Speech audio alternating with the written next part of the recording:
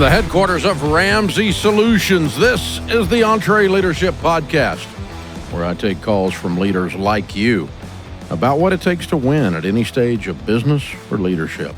I'm Dave Ramsey, your host, with over 35 years of experience leading in the trenches right alongside you, just like you. Yeah, I grew this thing from a card table in my living room to where it is today, a major national brand, and about 1,100 team members, about $300 million in gross revs annually, and that's what we do around here. And I do this every day. I'm the CEO, and so I'm dealing with the same problems that you're dealing with, sometimes with more zeros, and sometimes I'm dealing with new problems that you haven't gotten to yet. So we're here to help you with all of it. If you got a question, give me a call at EntreLeadership.com/ask, and or go to the website there and leave your question, or call us leave a voicemail at 844-944-1070. Keaton is with us in Metropolis, Illinois. Hi, Keaton. How are you? Hey, Dave. Thanks for having me on the show. Sure. What's up? A little bit of background. I own a custom woodworking business. We specialize in dining room table sets primarily, and I have 4 employees, including myself. And last year we did about $300,000 in overall revenue. Excellent. And my question is, I've hired employees older than me, and I'm kind of struggling with a dynamic between the age range. I'm trying to kind of gain respect and trust with some of my older employees. How old are you? 23. Okay. And how old are they? Range from anywhere from late 20s to early 50s. Okay. All right. But you own the business, and when they came to work there, you owned the business, and they knew that? Yes. Okay. All right. And so where would they be losing respect? Because they had enough respect to sign up. Yeah, and it has a lot to do with just like, I don't want to say taking orders, but just overall, just me kind of telling them what to do. I don't think they kind of trust me whenever I tell them, like, hey, let's sand a table this way, or hey, let's apply some finish this way. I tend to kind of have a lack of confidence in myself because I have been doing this. I'm only 23, but I have been building furniture now for about 7 years. So okay, so if you tell me, I'm 63, you tell me how to sand a table one way, and you own the business, why would I question that? Are you saying you don't have confidence? I'm saying I don't think a lot of them have confidence in myself. Oh, as far as like leading them on the actual production process. Yes. Yeah. Okay. All right. And some of these guys have former experience, not necessarily like what we do, but different carpentry skills and stuff like that. So they've been around the trade somewhat. Yeah. Okay. Well, I think, what you've got to establish here is not, number one, that you're competent. And you can always, anytime you're leading, whether it's leading older or younger, it never hurts to be curious. It never hurts to ask questions. It never hurts to draw them in and pull them rather than push them. Bossing someone around doesn't work with any dynamic. Bosses push, leaders pull. We say that all the time around here. And so whether you're leading someone older or not. And so, my son Daniel is the president of Ramsey, and there's quite a few people older than him that report to him. And so in some cases, they do know something technically that he doesn't know. Or some of the people that report to me, they know. All the people that do web coding know something technically that I don't know. All the people whose computer works know something that I don't know because mine never works. So, I can be pretty humble instantly about those things and say, okay, you have a knowledge base that I don't have, and I want to be curious about it. I want to learn how this works. I want to learn how your brain works while you're thinking through this. And so, for instance, if you sit down and say, okay, the way we're going to sand a table at this company, because I've been doing it a long time and people trust me, and this I'm very comfortable with, is this way. This is the way we're going to do the sanding on the table. Now, if you've got some input on something like that and you want to tell me, that's cool. I'll try to learn from you, but you also need to know that I've got a way of doing things that got us to this point. And so I do know how to do this thing, okay? Now I can learn something more. I got a lot of years to learn yet, and maybe you can teach me something from your former place, or maybe you can just do it the way we're supposed to do it, because this is what we all said we're going to do. Because the customers that are coming in here, they're coming in here because of my previous work, not yours. They're expecting the quality that I produce, and the way I produced that quality was using this process of sanding or this process of staining or whatever it is. And so that's what they're expecting. Now, if you can help me see there's a more efficient way to get there or something, I'll learn from you. But in the meantime, we're going to do it that way because that's what the customers have been giving me money for, that gave me money to give you money. Mm-hmm. And, Okay. we could just talk about that. And you can be, I would start out curious, asking questions, very gentle in these conversations, but then I would turn it up.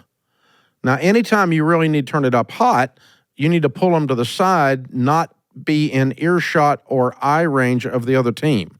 So don't rebuke an old-timer in front of everybody else. You'll lose them forever. Okay. So all rebukes are done in private. All harsh correction or tough correction wouldn't be harsh, but tough correction is done in private. Otherwise, you'll lose them forever, particularly a craftsman, because they don't put up with that crap. They don't put up with being embarrassed or called out in front of their peers and that kind of stuff. But you go, okay, look, you may have done this a better way, a different way. I'll learn all that, but you need to understand I'm really comfortable with doing it this way. And if we're going to do it another way, I got to really know why, because the customer has been expecting the quality that I've been putting out before you came here. And that's just you leaning back into your competency and your confidence. And then they can either join up for that, because you're kind of saying, this is the way we do it here. And if you want to be a we say, we send the table this way. You may not want to be a we. You may want to be somewhere else, but if you're going to be here, unless you show me a better way that I believe in, but I'm really comfortable with this is the way we need to do this. And so, anyway, that's the process I would use if I were in your shoes, is ask a lot of questions, be curious, lean back on the customer has an expectation, the company has an expectation of quality. Quality is produced by A plus B, and I'm really good at A plus B. Now, let's work from there. This is the EntreLeadership Podcast. Your business is humming, but now you're falling behind. Your team's buried in manual work. It takes forever to close the books. Arriving at one source of truth is like pulling teeth. If that describes your business, you should know these numbers: 36,000, 25, and 1. 36,000 businesses have upgraded to Netsuite by Oracle, because Netsuite is the top cloud financial system for streamlining accounting, financial management, inventory, HR, and more. Netsuite turns 25 this year. That's 25 years of helping businesses do more with less, close their books in days, not weeks, and drive down costs. And 1. Because with Netsuite, you get a customized solution for your KPIs in one efficient system, one source of truth. You can manage risk, get reliable forecasts, and improve margins.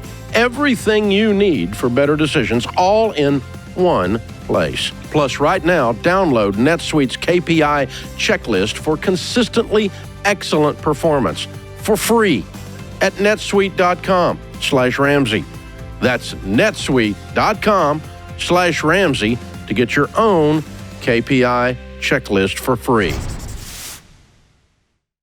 Well, today I've got the privilege to announce that Summit 2025, is going to be in Denver, Colorado next year, May 18th through the 21st, and we've got an incredible lineup for you. Leadership expert and best-selling author, my good friend, the granddaddy of leadership, for no question about it, John Maxwell. He'll be taking the Summit stage, best-selling author of about 80 different books, 21 irrefutable laws of leadership, probably the best known. Crowd favorite and best-selling author of The 5 Dysfunctions of a Team, Pat Lencioni, is going to be with us again. Dr. John Deloney will be with us again. Ken Coleman will be with us again. I'll be with it again. Many other big names yet to be announced, and we'll be unfolding those as we go along. You'll leave Summit with the insight you need to build a unified team and transform the future of your business. And if you purchase your tickets now, you'll secure better seats for you and your team, because for the first time ever, we're doing reserved seating for the whole room. No land grab. No Texas land grab where we open the doors and the covered wagons run over each other trying to get to the gold rush. No, we're just going to reserve your seats, and based on when you buy your ticket is going to put you the furthest forward and the better seat. So go to EntreLeadership.com/summit and get your seats right now for 2025. Gary is with us in Seattle. Hi, Gary. How are you? Hey, Dave. I'm doing well. Good. What's up? So I own a dewatering company, which is a specialty contracting business, and have about 12 employees, and I'm the 49% owner, and my father owns 51%. Okay. Okay. We do about $3 million annually, and this is a 15-year-old success story. We started from ashes in 2009, and here we are, and we're doing really well. But my problem is that over the last 5 years, in 2019, I tried to buy my dad out, and it didn't work. And we've been very successful since then. However, my dad doesn't participate in the business. He just rakes in all the money. So he takes about $20,000 a month, and so do I. And then we split it at the end of the year if we have any profits. The problem is I've come to the end of my rope on allowing him to continue to take when I feel like I can't grow my business, because all of my profits, or a lot of them, are going to my father, who doesn't participate. Okay. There's 2 or 3 elements to this process. The first thing is we need to break apart the idea of ownership and working at the company. You can be an owner of a company and not work there. Okay. That's perfectly fine. There's nothing wrong with that. You can be a member of the family and not work there and not be an owner. So in family business, the famous family business guy that wrote probably some of the books the longest ago is a guy named John Ward out of, I believe it's Minnesota, if I remember. Anyway, John put together the Venn diagram that a lot of people use, and it's got 3 circles. One circle is family, one is owner, and one is team member or employee, okay? You can be all 3 of those, which would be where the 3 circles intersect on the Venn diagram, if you can see that in your mind. Or you could be 2 of those. You can be a family member, an owner, but not an employee. You can be, in your case, you're all 3, okay? And your dad is just an owner and a family member, but not an employee. So when you break that apart, then you go, okay, owners get distributions of profit. So where your all's model is broken is that Gary is not being paid a salary for being the CEO. You should be getting, on a $3 million business, a couple of $100,000 a year salary before we talk about splitting up profits. And I do get that, but he also gets it too. So basically, well, he doesn't get a salary. He doesn't work there. Right now he does, though. My point is I know. That's the problem. That has to stop. Yeah. That has to stop. We're not going to pay someone a salary that doesn't work in the business. Now, they can get distribution of profits after the salaries are paid. So he should get, so let's say, what is your, do you have a salary plus the $20,000 a month?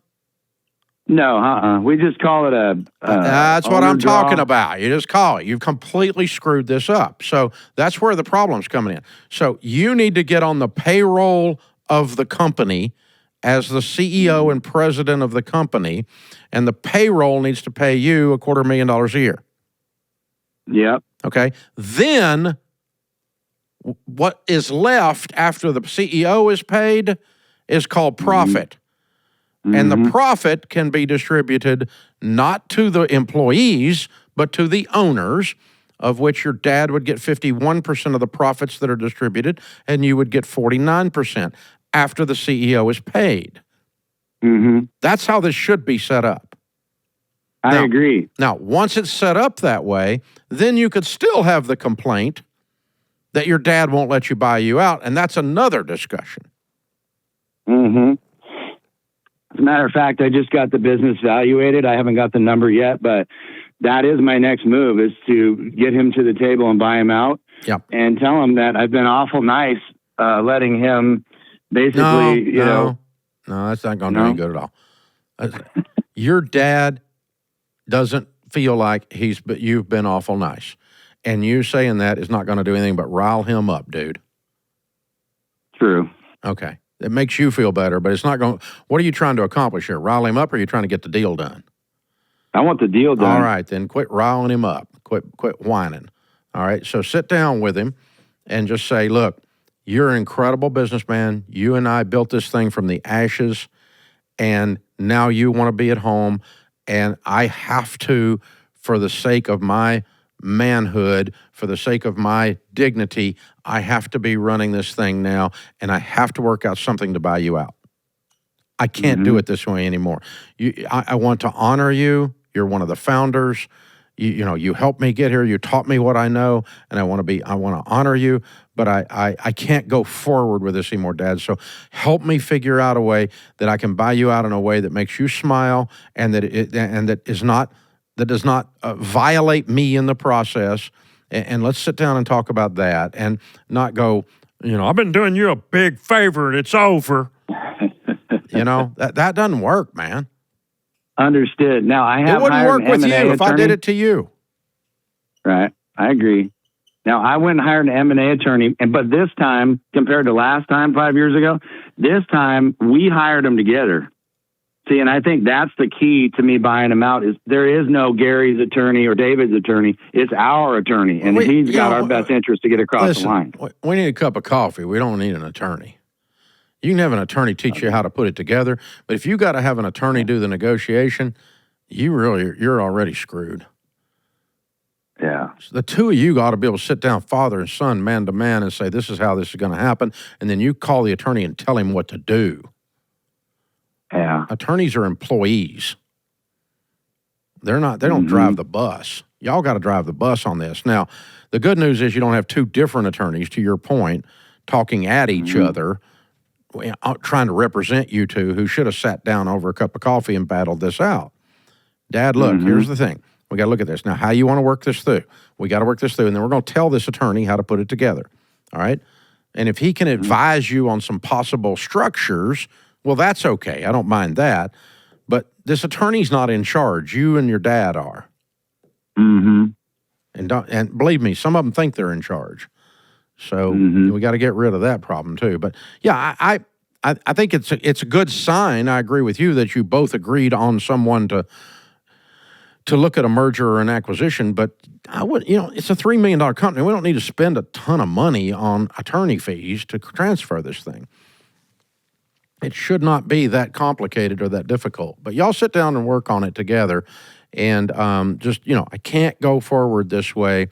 And but for those of you out there listening, the way you don't get to this point is you do two things in your succession and transition plans when you're in the legacy phase of your business, the last phase, which is where Gary's dad is. Okay, number one, you lay out a clear succession plan, transition plan, and here's how it's going to go down, and here's who's going to end up for it with it. Here's how it's going to be paid for. Here's how it's not going to work. Here's how it is going to work.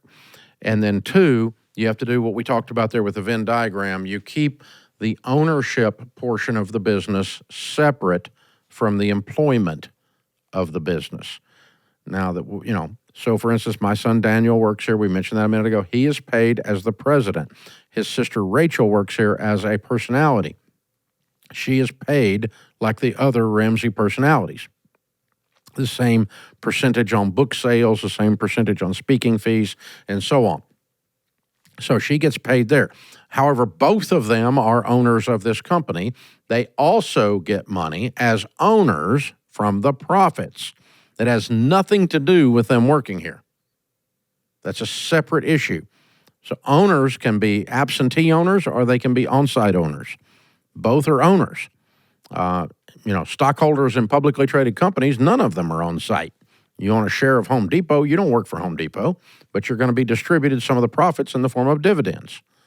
assuming Home Depot did a dividend distribution. But anyway, that's how that works. So that's what Gary was running into. So you start with that, and you start with a succession plan, a transition plan, and then you don't get all the way up to, I've had it, I'm sick of this guy milking the business, and this guy is my dad, and you keep from getting there by laying this out in a much smoother, gentler grade on the transition. And that's how we do that stuff. So really, really good question, Gary. And what you're facing is fairly normal among small businesses. So you're doing a good job. You've obviously grown it to great revenues. Now we've just got to work this through so your dad feels honored. It's always a good idea to honor the founder. As much as you can honor the founder, it'll help the conversation. Shaming them usually won't get you anywhere. This is the EntreLeadership Podcast. I'm Dave Ramsey, your host. This is the EntreLeadership Podcast. Thanks for being with us, America. We're glad you're here. If you want to help us on this show, we would appreciate the help. How do you help us? Well, you share the show, you follow or subscribe to the show, and you leave us a nice 5-star review. Those things make a big difference in the podcast and YouTube world, and we greatly appreciate you doing that for us. And it moves this show along. It lets other people know that we're here. And thank you for doing that. Steve is with us in Fort Lauderdale. Hey, Steve, what's up? Hey, Dave. I was just giving you a call. I am an electrical contractor out of Fort Lauderdale. I have seven employees, and last year's revenue was $4.5 million. Goodness! Yes. What in the world are you wiring? Electric vehicle charging stations. Oh.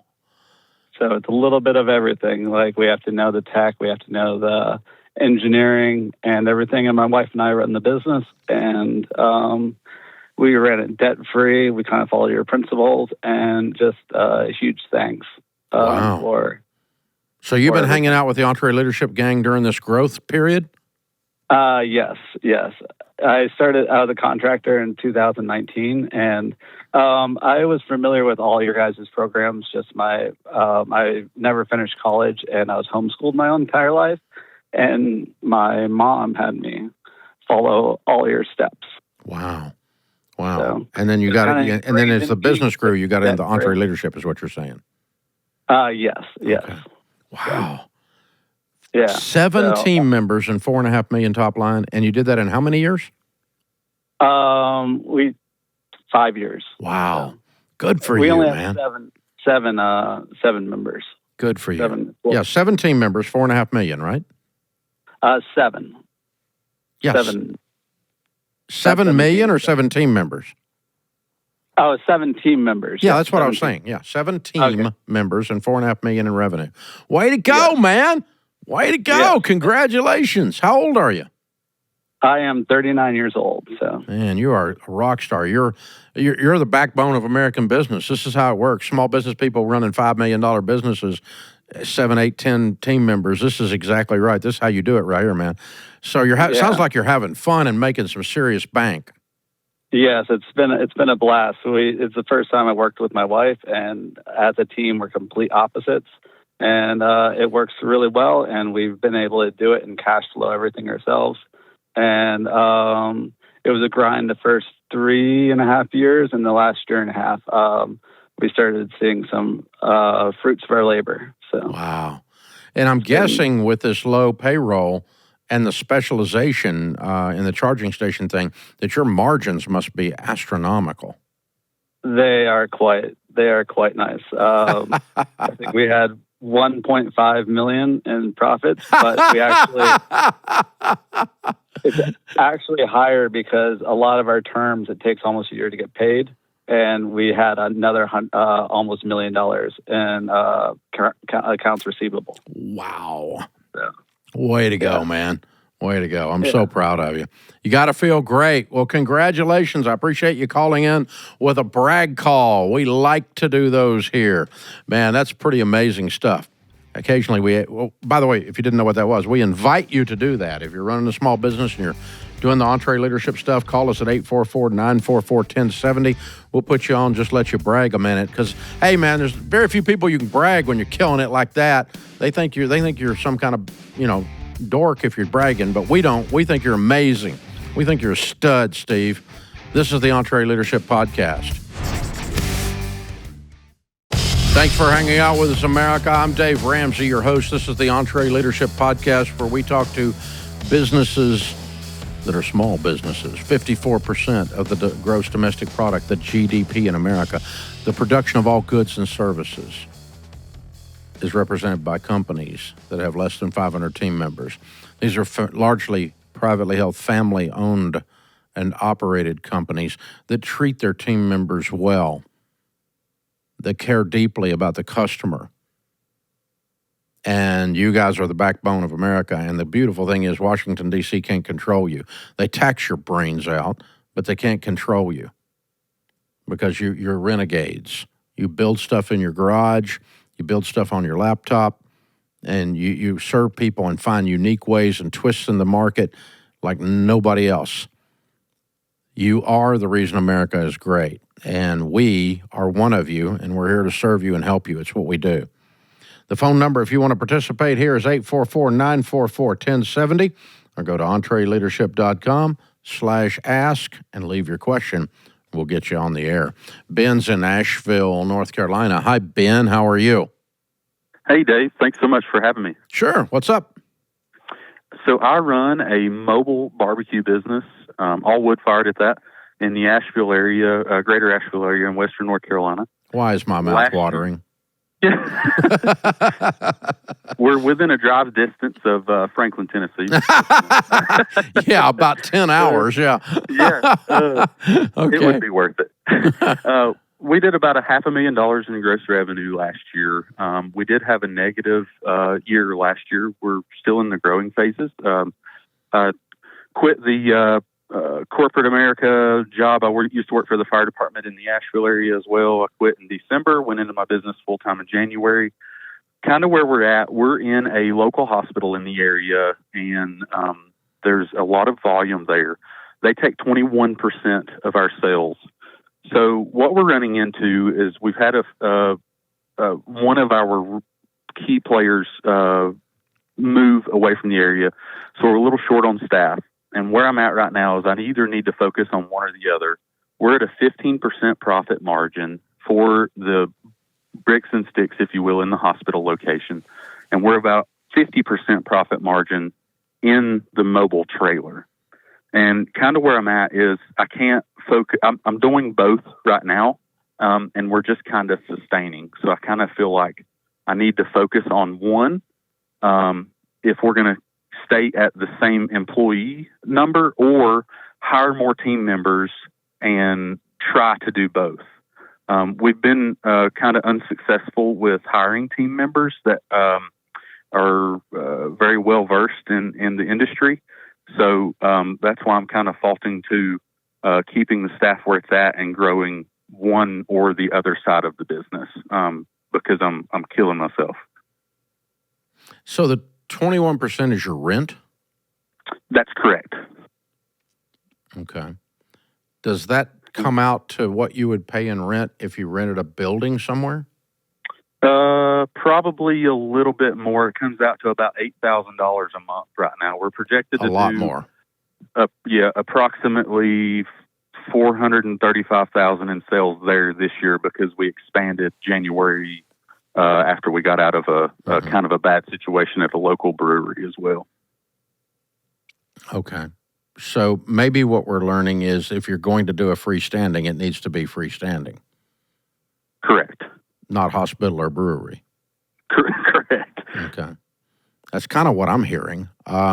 So one rule that I've had to learn, and I have to repeat this to myself and to my leadership team occasionally, is that we do not design the company around individual people.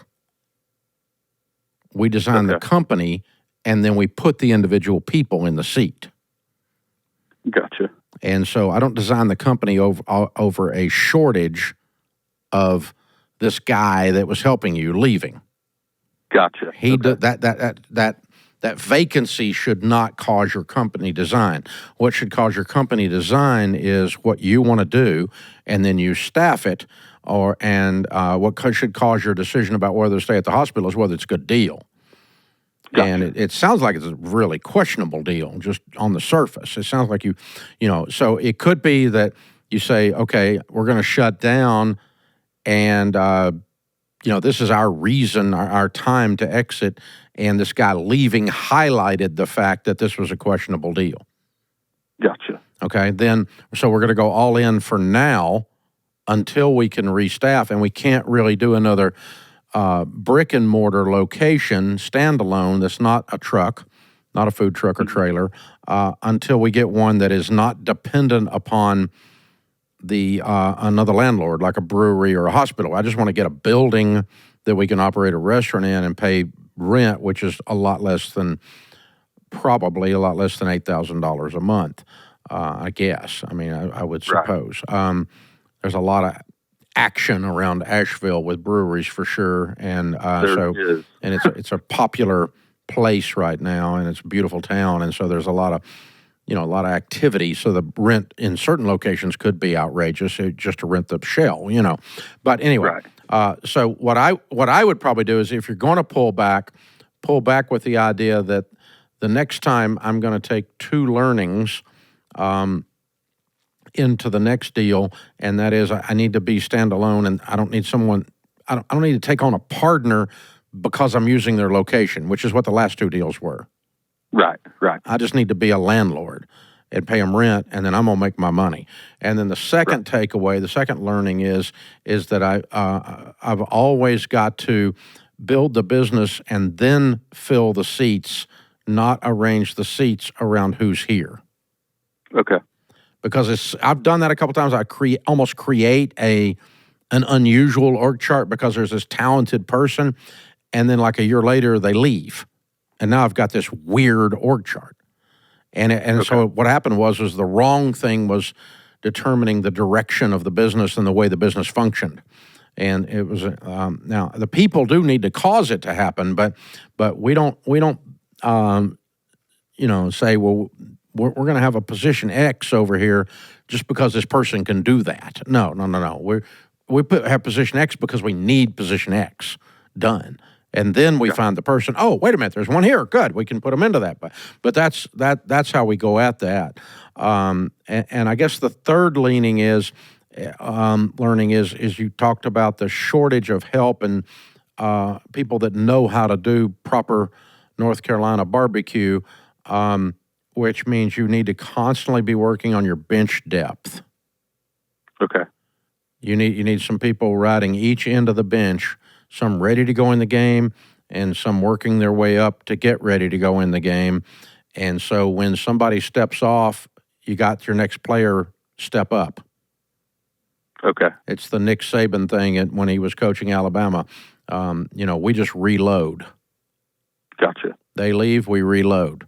Because you had so much bench depth, and that's how you had so many successful teams in succession for so many years, and it was just they just reload. And so, you want to be a goof off as a quarterback, or you want to take off early and go into the draft as a quarterback. I hate that, but I got 6 sitting here behind you waiting to go.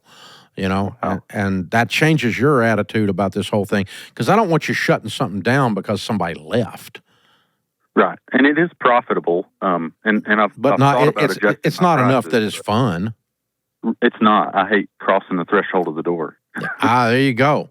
Yeah. And part of the reason you and I do this kind of thing is we own it, so we should actually like it when we show up. Right. Yeah. Hey, man, you're killing it. I can smell the barbecue from here. It's amazing. Well done, sir. Well done. That's a good series of questions and a good learning for our audience as well in the process. That's how that goes down. So very, very well done. Hey, folks, remember, better a wary warrior than a quivering critic. This world needs more high-quality leaders. So take courage and lead. I'm Dave Ramsey, your host. Thanks for listening to the EntreLeadership Podcast.